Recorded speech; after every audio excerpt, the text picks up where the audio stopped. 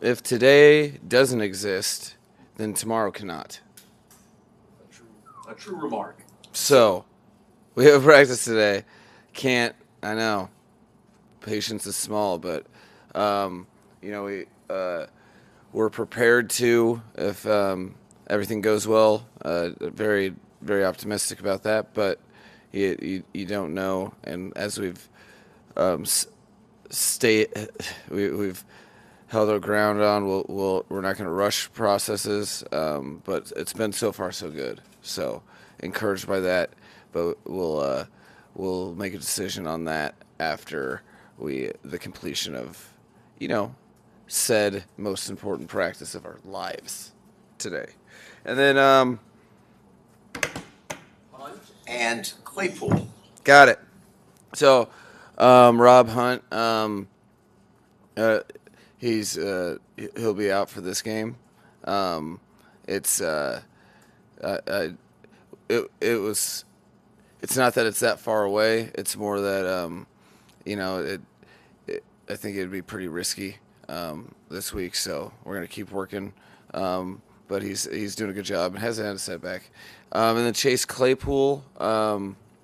Yeah, he had over the bye week just a little minor procedure on the knee, so we're not expecting it to be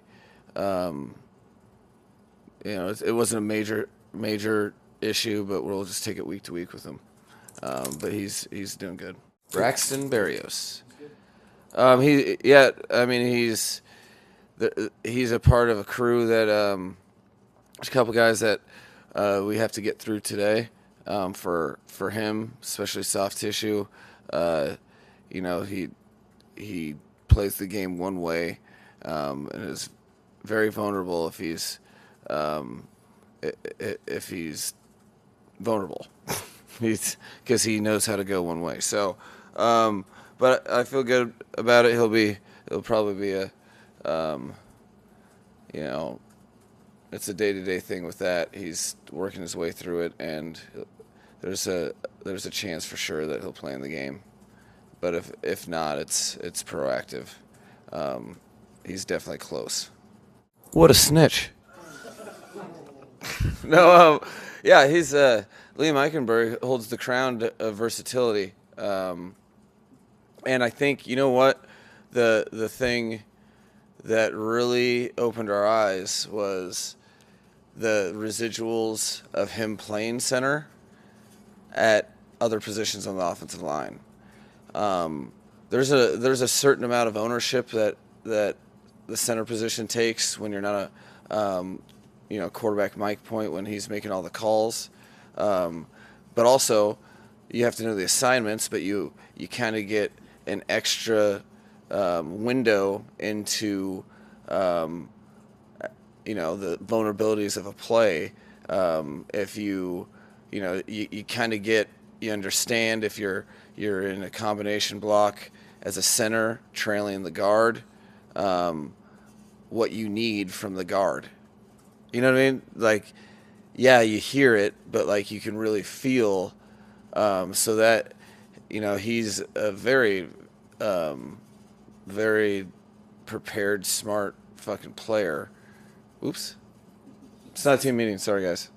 Um, and but what he's really done is completely committed to all of our fundamentals and techniques. But then he's kind of learned guard in a new way from the center position. So that versatility, along with some consistency, other spots in the line, it just made a lot of sense, and he's done well working there. Oh, got it. He threw me off for a second because I didn't go to college with him, but I went to the same college as Mr. Graham. Patrick's a great dude. He when I was in the UFL for a couple years, he took the time at a combine. I think it was 2009 maybe, to sit down with me. And at that time, we were the lone Yale soldiers in the National Football League, and it was, he had such a cool experience with and winning so many games with the New England Patriots, and then through mutual friends and connections in the business. I know him pretty well. He's been in the league for a while. He was D coordinator with the Giants in 2020 when we played against him, and he. It's cool when you see people go from different teams, and you can find a consistency. That means that there's some. And one thing with Patrick is on the various teams that he's coached or the position groups that he's coached, you have a bunch of guys that they develop during the season, but they always play hard. So I know that's a cool piece of his coaching DNA. From an X's and O's standpoint, I would say that I don't think Yale really helps for any sort of competitive advantage, but I think the starting point of his system that he runs, getting more experience going against that in the AFC East, is probably more helpful than Eli Whitney or Whitney Gymnasium or Naples Pizza. Yale references. Somebody somewhere is like, yes, he said Naples. I mean, Butch is a convincing guy. Now, when we made the move, were you convinced it was the right move? Or did you trust your organization or your team? I knew what was funny about the process is, for me, a lot of people in the business just really gravitate to familiarity, and which is important. However, for me, when I'm making decisions like that, I don't want to take the path of least resistance at all. Like that irks me. So, immediately I thought of Butch. I thought it would be a great fit. And then you do your checks and balances to make sure you're just not chasing familiarity. And when you do things like that, you come full circle and become that much more convicted on he's the right guy for what you want. And how I knew that is, as a head coach, I realized that one of the most important things to me that are so important for the players and for me to do my job and the organization is absolute commitment to the development of the players they're coaching. And that can come in many different shapes and sizes, but what that is what I see my duty to do for the organization and the players anyway, is make them the best they can be. So when you're doing that, you realize quickly that it's cool if you believe it. You need everyone to believe it. And you need people to that you can rely on, that you can trust, that will leave no stone unturned and put themselves behind as a secondary priority to what they're asked to do. Butch Berry takes his job as coaching players very serious, and when they fail, he fails. When they succeed, he succeeds. He lives that. I could tell the guys on this team, the tremendous human beings that Chris Greer and the personnel department have been organizing and gathering together. They flourish when they know that they're invested in. So I can't say enough good things. He has done a tremendous job as an unbelievable asset for me and everyone. And he rolls his eyes and scoffs anytime you tell him a good job, because his devotion is to getting guys better. And you can have a 76-yard touchdown, and it'll be like, we're just too flat on the backside. That's what you want, and that's what the players want. So I think they've connected in a cool way, and the residuals have been obvious. I think it's. I think they know they're fully. They know that they're committed more to each other and to their craft than they ever have been before, as individuals. And I'm serious. Like, every guy in our team is in that process or in that moment of going, how much better can I get? How much more can I do? What can I do with my game? You stack a bunch of people, or when the list of the people that have the same mindset, that competitive mindset to be them best selves together, that to me is what, more than anything, is an energy of preparedness, commitment, and like they're very confident because they know they've put in the work. They know they're talented, and that doesn't mean we know or expect to win every game. We expect to learn from every game, win as many as possible, but continuing to build everything we do. So that is not fake confidence, which is what's cool about it. There's a lot of energy with when things are going well, but there's also it's not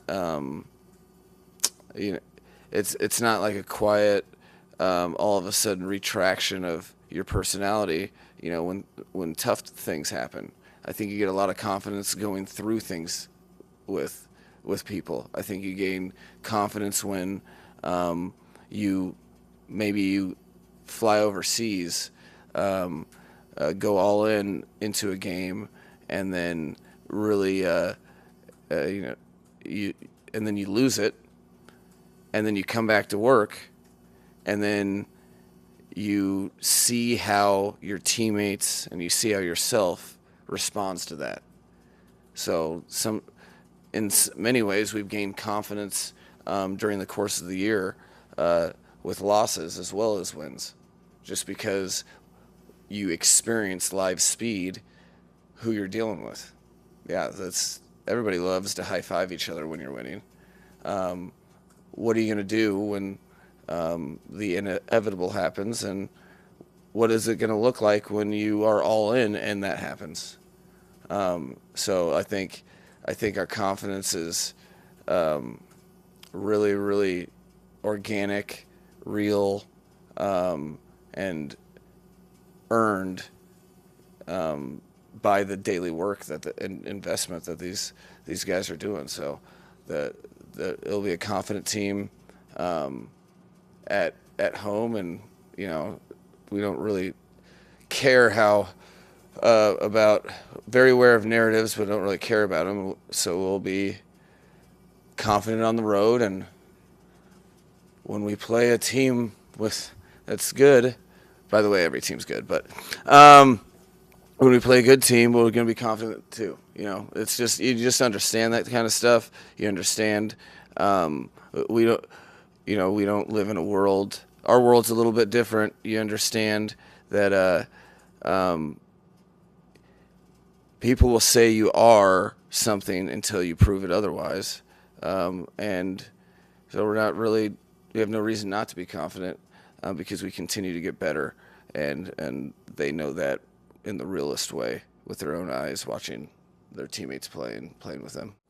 No, the reason why we made the move with Robbie yesterday is in hopes that we can get him back. But that isn't in our hands, and had to do a tough thing there. But I can't say enough about the commitment that Robbie has had to the team. He's a tremendous human being that has taken ownership over his life, acknowledged anything that he's not happy about, and worked to improve that on and off the field. He's a human being that's really earned a ton of respect with his humility and his commitment to being a part of this team. So I see him as a part of it, and you just hope that you get him back. And such is the nature of the NFL and random numbers that our roster is. That's, if you think it's cool and obvious, like, I get goosebumps thinking about it, because it is not as simple as it when you're trying to coach and get the best out of someone. It is not just saying the right thing. It is getting your hands dirty by earning their trust on a daily basis, and it's the connection between coaches and players and the journey that they're on. It starts with the earned trust. I don't believe in entitlement, so you have to show players that you care, and you have to earn the respect that you know that those coaches are giving you the right information and the right emphasis. So, and then on top of that, the player has to really want to be to be the best version of himself, with really with a resiliency that's pretty awesome. So the daily commitment, the relentlessness, the intent, the coachability of Austin, and then I think it's so cool that, you know, the world tried to beat Austin down and tell him he was something. No one has any. It's funny, people don't have sympathy for it.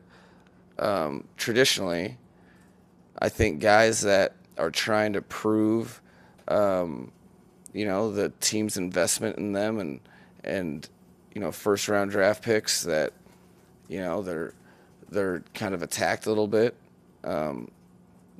No one wants to be what labeled as a bust.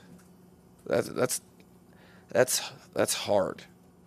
And a lot of people don't have the mental fortitude to withstand narratives, which is why he's doing an abnormal thing, because he's 24 years old, got in this league, before he could drink alcohol, and has been the focal point of many people's conversations and opinions. Fortunately, he's the type of person he is, and fortunately, Butch and Lem do the job they do for him every day. They know, regardless, they've done everything they can to best prepare him, and then he takes that and doesn't worry about anything else. And very, very hard thing to do, but admirable and very, very enjoyable for me to watch. Both, as David mentioned, both Butch and Austin had opinions out there of them that I don't share, and it's cool to watch them not worry about that and just do their jobs with passion and love for the game, love for the position they're in, and regard for the position they're in, and love for each other. Thank you, guys. Yeah, man, it's great.